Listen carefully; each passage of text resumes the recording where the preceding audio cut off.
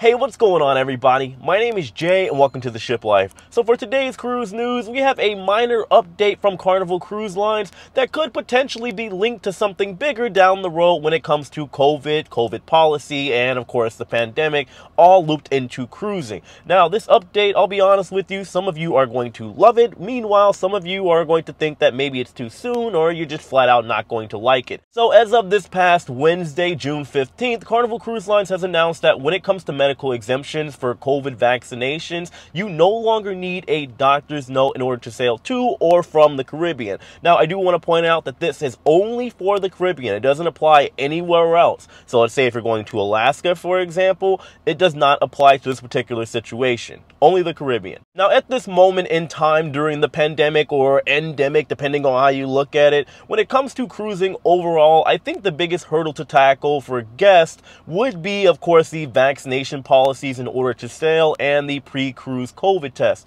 However, we have been seeing advancements forward to cruising getting back to somewhat normal. As of right now, this call on the CDC has not been answered to whatsoever, and honestly, I've said before, I don't think it's going to happen anytime soon with the unfortunate media and, let's be honest, rise in COVID cases recently, not only on cruise ships, but it has been apparent that there have been passengers and crew that have been testing positive on board cruise ships.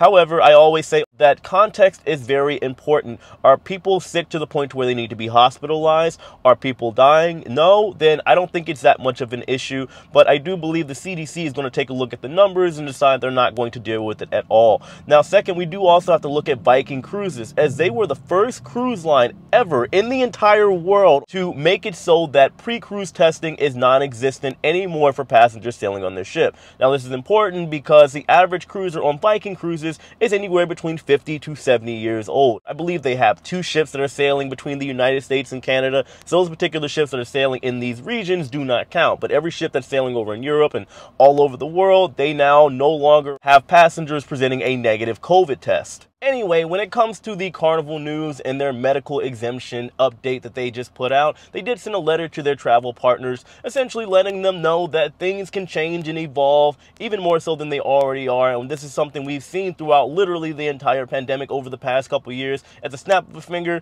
within an hour or a couple hours, things can change and we wouldn't even see it coming. So they just want to let everybody know, but also in regards to that as well, they said that when it comes to people that are putting out medical exemptions to potentially be able to be on Carnival ships unvaccinated, nobody is guaranteed an exemption, and people can also get approved as early as 90 days prior to their actual sailing. But there are, of course, factors like capacity limitations. We've seen in the past cruise lines operating anywhere at 30, 40, 50, 60% occupancy, but you do have like the Carnival Mardi Gras, for example, that's sailing at 100% occupancy. Depending on how things are going with COVID, that could change down the road, you never know, but there's also a limitation on the amount of unvaccinated guests that are allowed to sail on board cruise ships. So that's also something that you have to take into consideration. Now, just looking at all these pushes forward toward normality when it comes to cruising, like the CDC news, even if it is just by air, passengers that are traveling internationally no longer have to present a negative COVID test upon their return, which I think is great because I travel a lot as well,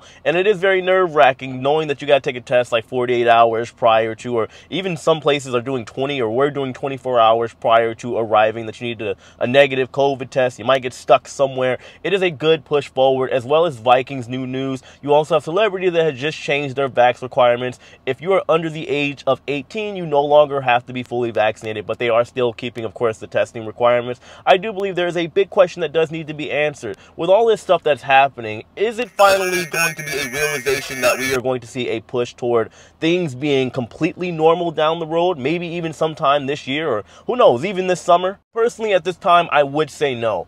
Why? Because, well, we know that COVID is still here and present, and depending on how you all look at it, I guess it still would be a threat, and this is something a lot of people don't want to have to deal with. Now, I did mention yesterday, when it comes to COVID and cruise ships, for the most part, I don't think people are afraid of being hospitalized or dying. They're more afraid of getting stuck somewhere, like quarantined in a cabin for a particular amount of time, or stuck in another country because they're not allowed to leave because they tested positive for COVID.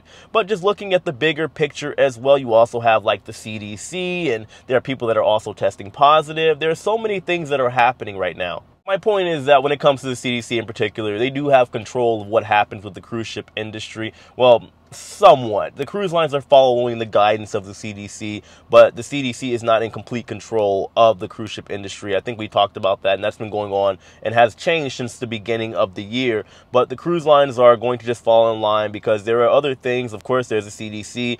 There is passenger or just the public perception of what cruise lines are and what they're doing. There is media. There are a lot of things that are currently against them right now. So it would be wise for them to just kind of stay in the lane and do what the CDC says, even if they are quietly trying to push to end something like the pre-cruise COVID testing. But as far as things going to normal, I do believe it's still going to be a little bit of time. Personally, I think the earliest would be at the end of the year, and that's given everything slows down with COVID. But I guess we'll have to see. Maybe I could be wrong, but I do want to hear your thoughts in the comment section below, guys. Let me know what you think about all of this. I would love to hear any of your feedback. Thank you so much for watching. Of course, hit that like button on your way out. Subscribe to the channel if you haven't already, and I'll see all of you later.